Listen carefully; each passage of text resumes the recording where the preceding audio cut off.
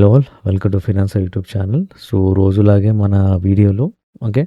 So 1 minute time ఫ్రేమ్‌లో entries and exit discuss చేద్దాం. నేను చేసిన bank Nifty trade okay, entries and exit, అలాగే బిట్‌కాయిన్ సంబంధించి Dow Jones, US oil, gold, ఇట్లా కొన్ని స్టాక్స్ తీసుకొని దాని ఎంట్రీస్ అండ్ ఎగ్జిట్స్ కరెక్ట్‌గా ఎట్లా తీసుకోవాలనేది డిస్కస్ చేద్దాం. అండ్ అది కాకుండా మనకి ఎన్ఎస్‌సి వెబ్‌సైట్‌లో టాప్ లూజర్స్ అండ్ గెయినర్స్‌లో కొన్ని స్టాక్స్ తీసుకొని కరెక్ట్‌గా ఎంట్రీ అండ్ ఎగ్జిట్ చేస్తే ఎక్కడ మనకు ప్రాఫిట్ వస్తదో, ఎక్కడ లాస్ వస్తదో చూద్దాం మనం. ఓకే. సో ఇది కాకుండా కొన్ని ఇన్వెస్ట్‌మెంట్ స్టాక్స్ తెచ్చాను మీకోసం. సో అది కూడా చూద్దాం మనం లాంగ్ టర్మ్‌కి. బై ఆన్ డిప్ లాగా మనకి ఈ బై ఆన్ డిప్‌లో ఏందంటే డిస్కౌంట్‌లో వస్తాయి. బై ఆన్ డిప్ అనేదే కాన్సెప్ట్ అది. డిస్కౌంట్‌లో మంచి ఫండమెంటల్ స్టాక్స్ ఐడెంటిఫై చేయాలి మనం. ఓకే. దీనికి కావాల్సిన technical analysis plus fundamental analysis. Okay. చాలా సింపుల్‌గా, ఈజీగా చూద్దాం. ఓకే. సో ఫస్ట్ ఇవాళ బ్యాంక్ నిఫ్టీ రేట్ చూద్దాం. ఓకే. బ్యాంక్ నిఫ్టీ కానీ మంచి బ్లూ లెవెల్ దగ్గర సపోర్ట్ తీసుకుంది బేసికల్లీ. ఓకే. మంచి బ్లూ లెవెల్ దగ్గర సపోర్ట్ తీసుకుంది. ఓకే. సో ఇది చాలా డెడ్ ఈజీ ట్రేడ్ ఇవాళ చెప్పాలంటే. ఒక 3-4 డేస్ నుంచి సైడ్ వే మార్కెట్ ఉన్నది. ఇప్పుడు వన్ వే మార్కెట్ అయిపోయింది. ఇవాళ ట్రెండీ మార్కెట్ అనొచ్చు ఆర్ వన్ వే మార్కెట్. ఈ trendy market or one way market ఏంటంటే బేసికల్లీ మనం బై చేస్తే కంప్లీట్ పైకి వెళ్ళిపోతుంది. ఒకవేళ కింద పడుతుంటే సెల్ చేస్తే కింద కంప్లీట్గా వెళ్ళిపోతుంది. ఇది ట్రెండీ మార్కెట్ అనొచ్చు ఆర్ వన్ వే మార్కెట్. ఇవాళ అదే జరిగింది. ఏం లేదు, ఇక్కడ ఆల్రెడీ లెవెల్ ఉంది కదా, లెవెల్ గీసుకున్నా కదా, ఇక్కడ బై చేయొచ్చు. ఇక్కడ చూస్తున్నారు కదా, ఈ లెవెల్ పైన సపోర్ట్ తీసుకుంది. మంచి ఫస్ట్ టైం ఇనిషియల్లీ ఒక రెండు గ్రీన్ క్యాండిల్, దాని తర్వాత బ్రేక్అవుట్ ఇచ్చి ఇక్కడ సపోర్ట్ తీసుకుంది. ఇక్కడ బై చేస్తాం. ఇక్కడ బ్యాంక్ నిఫ్టీ ఇక్కడ బై చేసినాక నేనేం చేశాను అంటే ఈ గ్రీన్ ఎక్కడి వరకు వెళ్ళిందో అక్కడ ఎగ్జిట్ అయిపోయాను. ఓకే. ఇంకా వెయిట్ చేయాల్సింది మనకి. ఇక్కడ పైకి వెళ్ళినా మనం టార్గెట్ తీసుకోవచ్చు మనకి, బట్ తొందరగా ఎగ్జిట్ అయిపోయాను. Okay. So easy market, dead easy trade, tension పడాల్సిన అవసరం లేదు. మార్కెట్లో రిపోర్ట్ ఇచ్చిన సైడ్ వేస్ ఉంది కాబట్టి అట్లీస్ట్ ఇవ్వాలన్నా ఒక easy trade are like trending మార్కెట్లో ట్రేడ్ అనేది ఇచ్చింది.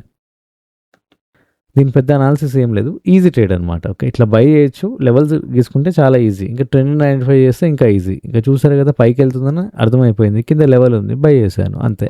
నెక్స్ట్ లెవెల్లో ఎగ్జిట్ అయిపోయాను. ఓకే. నెక్స్ట్ వచ్చేసరికి బిట్‌కాయిన్ అనమాట. ఓకే. సో బిట్‌కాయిన్ చూస్తే ఇది ఓపెనింగ్ లైన్ కదా, ఓపెన్ అవ్వగానే నేను ఒక లెవెల్ గీసుకుంటాను ఇట్లా. ఓకే. దాని తర్వాత కింద ఇక్కడ ఒక లెవెల్. ఓకే. ఇక్కడ నేనేం చేస్తాను అంటే ఈ లెవెల్ని బ్రేక్అవుట్ ఇవ్వలేకపోయింది. మార్నింగ్ పడ్డది, మళ్ళీ పడ్డది. ఇక్కడ సెల్ చేయొచ్చు. ఇక్కడ సెల్ చేస్తే మనకు టార్గెట్ వచ్చేసరికి గ్రీన్. ఓకే. కానీ గ్రీన్ రీచ్ కాలేదు కదా, గ్రీన్ టచ్ అవ్వలేదు కదా మనకి. ఓకే. సో దాని తర్వాత ఏమైందంటే గ్రీన్ టచ్ అవ్వలేదు, ఎగ్జిట్ అయిపోవచ్చు. మనం గ్రీన్ టచ్ అవ్వకపోయినా ఎగ్జిట్ అయిపోవచ్చు, తప్పేం లేదు. ప్రతిసారి ఆ లెవెల్ టచ్ అవ్వాలని రూల్ లేదు. ఇదేం చేసిందంటే తెలివిగా మళ్ళీ పైకి వెళ్ళి ఈ లెవెల్ బ్రేక్అవుట్ ఇచ్చి మళ్ళీ కింద పడి అప్పుడు ఈ గ్రీన్ టచ్ ఇచ్చింది చూసారా. కావాలని ఇది ఫేక్ మూవ్ అంటారు. ఓకే. సో చూసారా, అందుకని మనం అల్లిగా ఎగ్జిట్ అయిపోవాలి మార్కెట్లో, ఎక్కువసేపు ఉండకూడదు. ఓకే. సో ఇది సింపుల్ ఫండా. ఈ లెవెల్ని బ్రేక్అవుట్ ఇవ్వలేకపోయింది, లెవెల్ లోపల రెడ్ పడుతూ ఉంది. ఇక్కడ సెల్ చేస్తే మనకు టార్గెట్ వస్తే గ్రీన్ పైన ఎక్కడ వచ్చినా ఎగ్జిట్ అయిపోతాం మనం, అంతే సింపుల్. సో నెక్స్ట్ ఇంకో స్టాక్ డో జోన్స్ తీసుకుందాం. ఓకే. డో జోన్స్ తీసుకొని ఎంట్రీ అండ్ ఎగ్జిట్ చూద్దాం. ఇవాళ మార్కెట్ క్లోజ్ అనమాట. ప్రెజెంట్ డే సంథింగ్ ఏదో మార్కెట్ షట్ డౌన్ ఉంటాయి ఇవాళ. సో బేసికల్లీ పాత చార్ట్ ఇది కదా, పాత one second. Okay.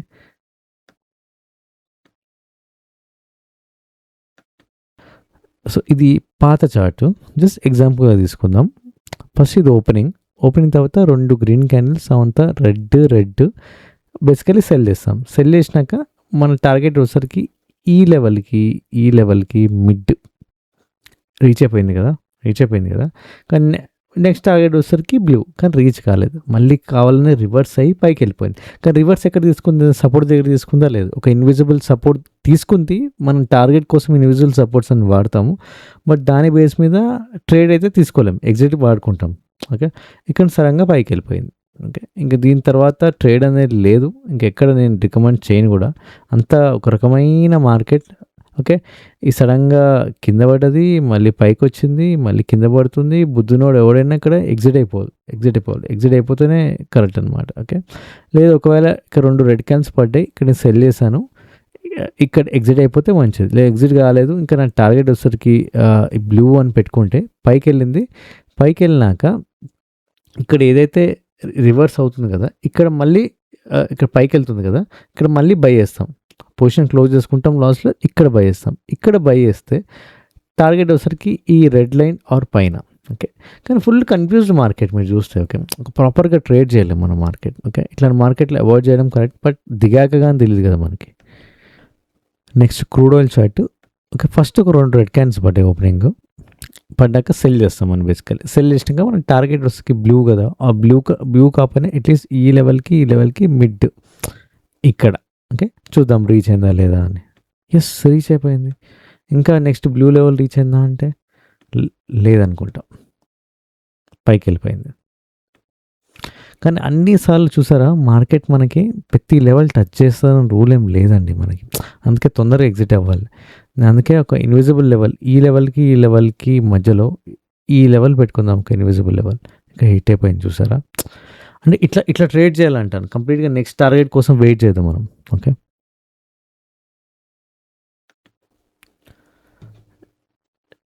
Next stock వచ్చేసరికి ఇంత గ్యాప్ డౌన్ అయింది. ఇది గోల్డ్ చార్ట్. ఓకే. ఇంత గ్యాప్ డౌన్ అయింది. ఓకే. ఇక్కడ సెల్ చేస్తాను బేసికల్లీ. ఓకే. ఇక్కడ సెల్ చేస్తాను. సెల్ చేసినాక ఇక్కడ ఒక రిస్క్ ఉంది. హెవీ రిస్క్ ఏందంటే ఇక్కడ సెల్ చేసినాక ఇక్కడ వరకు వెళ్ళింది కదా! మనం ఏం చేస్తాం ఇక్కడ ఎంట్రీ అయినాక మధ్యలో ఇది ఒక లెవెల్‌లాగా పెట్టుకొని ఎక్కడైనా ఎగ్జిట్ అయిపోవచ్చు ఇక్కడ. ఓకే. ప్రాబ్లమ్ ఏంటంటే మళ్ళీ రివర్స్ అయ్యి ఈ గ్యాప్ డౌన్ ఏదైతే ఉందో ఈ గ్యాప్‌ని ఫిల్ చేయడానికి అట్‌లీస్ట్ హాఫ్ అయినా వస్తది. జనరల్‌గా హాఫ్ అయినా వస్తది. ఫుల్ అయినా వస్తది. హాఫ్ వచ్చింది ఇక్కడ. వచ్చి రివర్స్ అయింది మళ్ళీ. ఓకే. రిస్కీ ట్రేడ్ ఇక్కడ. ఇక్కడ తొందరగా ఎగ్జిట్ అయిపోతే బెస్ట్ మనకి. ఓకే. దాని తర్వాత మళ్ళీ పైకొచ్చింది. ఎనీవేస్ మళ్ళీ కిందకొచ్చింది. ఇప్పుడు నెక్స్ట్ కింద పడతదా లేదా అనేది చూడాలి ఇంకా.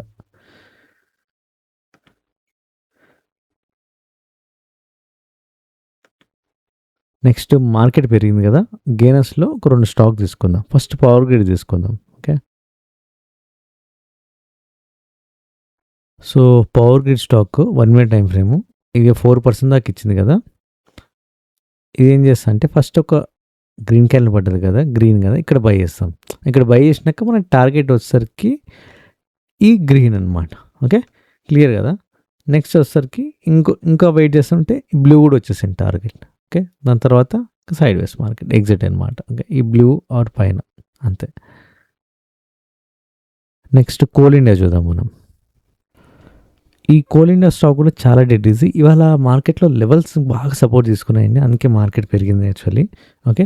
సో, ఇక్కడ బై చేస్తాం. గ్రీన్ టార్గెట్ వచ్చేసరికి ఈ గ్రీన్ లెవెల్ అంతే సింపుల్. నెక్స్ట్ లూజర్స్‌లో కేడబ్ల్యూఐఎల్ అండ్ టెక్ఎం స్టాక్ చూద్దాం.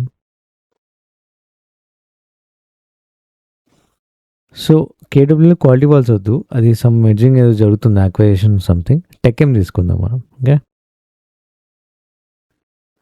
టెక్ మహీంద్రా చూసారా? ఒక గ్రీన్, రెడ్ ఇక్కడ సెల్ చేస్తే మన టార్గెట్ వచ్చేసరికి ఇక్కడ వరకు వచ్చింది మనకి. ఓకే. చాలా ఈజీ ట్రేడ్ అనమాట. నెక్స్ట్ స్టాక్ వచ్చేసరికి బజాజ్ ఫినాన్స్. ఒక green, red okay. Basically down trend చూపిస్తుంది కదా! ఇక్కడ సెల్ చేస్తాను. ఇక్కడ సెల్ చేసినాక ప్రాబ్లమ్ ఏందంటే ఈ ఏదైతే గ్యాప్ డౌన్ అయిందో ఫిల్ చేయడానికి కంపల్సరీగా వస్తది. వచ్చింది కూడా. వచ్చి మళ్ళీ రివర్స్ అయ్యి పడిపోయింది. కానీ వెయిట్ చేయాలి ఇక్కడ పేషెన్స్‌గా మనం. అంతే. ఓకే. సో, నెక్స్ట్ వచ్చేసరికి ఇన్వెస్ట్‌మెంట్ గురించి మాట్లాడదాం లాంగ్ టర్మ్ స్టాక్స్‌కి. ఫస్ట్ స్టాక్ వచ్చేసరికి హెచ్‌డిఎఫ్‌సి బ్యాంక్. ఓకే. సో, ఇది ₹925 అరౌండ్ ప్రైస్ ఎక్కడో ఉంది. ఓకే. సో, ఇది బాగా డిస్కౌంట్‌లో ఉంది స్టాక్ మనకి. సో, ఇది ఆల్మోస్ట్ ఒక 9% డిస్కౌంట్‌లో ఉంది. దీని ఫినాన్షియల్ అనాలిసిస్ చేద్దాం. నెట్ ప్రాఫిట్ చూస్తే మీకు ఇంక్రీజింగ్ ట్రెండ్‌లోనే ఉంది మనకి.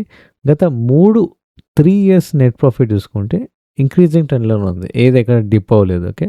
సో, నేను ఆల్ టైమ్ నా ఫేవరెట్ స్టాక్ ఇది. కళ్ళు మూసుకొని తీసుకోవచ్చు. ఓకే. ఇది 10% డిస్కౌంట్‌లో ఉంది మనకి. ఓకే.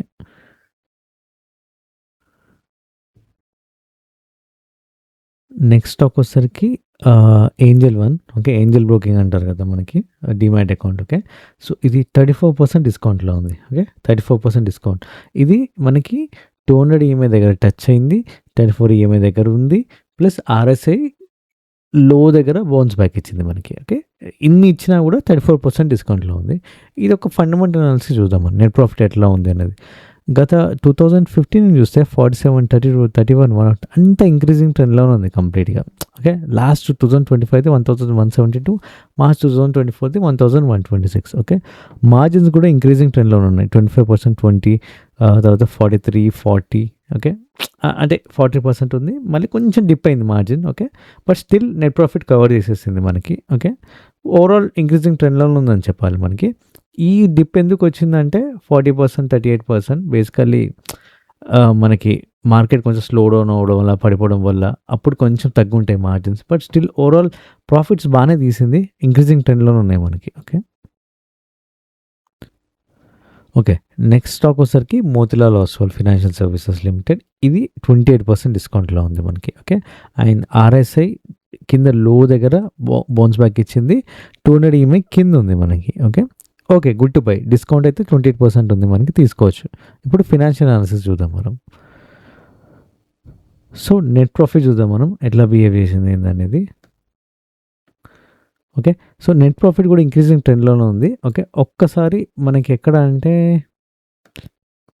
యెస్. 2023లో కొంచెం డిప్ అయింది మనకి. ఓకే. దాని తర్వాత మళ్ళీ రైజ్ చేసుకుంటూ పైకెళ్ళిపోయింది.